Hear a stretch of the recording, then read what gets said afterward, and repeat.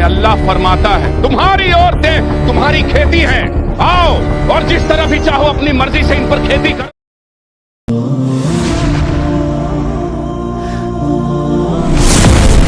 قرآن جب عورت کو کھیت سے تعبیر کر رہا ہے، بیوی کو کھیت سے، تو توہین نہیں کر رہا، وہ عورت کی تعظیم کر رہا ہے۔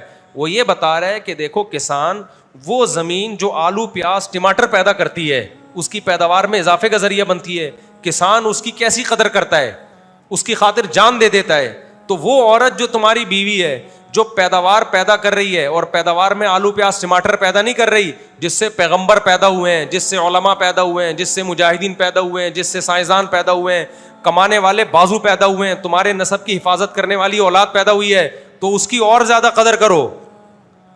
عورت کی سب سے بڑی کوالٹی جس کی وجہ سے اس کی قدر کی جائے گی وہ یہ ہے کہ وہ انسانوں کی نسل میں اضافہ کرتی ہے، گدھے گھوڑوں کی نسل نہیں بڑھاتی ہے۔ وہ اسلام کہتا ہے عورت کا اتنا اونچا مقام اللہ کی نظر میں سب سے بڑی وجہ اس مقام کی ہے کہ یہ انسانوں کی پیدائش کا ذریعہ بنتی ہے۔ آج ہم جو یہاں بیٹھے، ہماری ماؤں نے ہم کو پیدا کیا ہے، تکلیفیں اٹھائی ہیں۔ عربی میں جب کسی کو کھیتی کہا جائے یا کھیت کہا جائے تو یہ تعظیم ہوتی ہے، یہ توہین نہیں ہوتی۔ اردو میں توہین ہے، عربی میں حرث کا مطلب کیا ہے؟ وہ زمین جو پیداوار کا ذریعہ بنتی ہے۔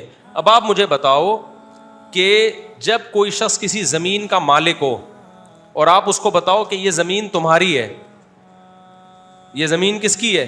تمہاری ہے، اور تمہارے پیداوار کا ذریعہ بنتی ہے، تو کسان اپنی زمینوں کے لیے جو پیداوار بھی دے رہی ہو، خون خرابہ کرتے ہیں کہ نہیں کرتے؟ کسی کو قبضہ کرنے دیتے ہیں؟ اس کی کتنی قدر کرتے ہیں؟ کہتے ہیں بھائی ہماری مٹی ہے، یہ ہماری کیا ہے؟ زمین ہے، اس کو عزت دیتے ہیں۔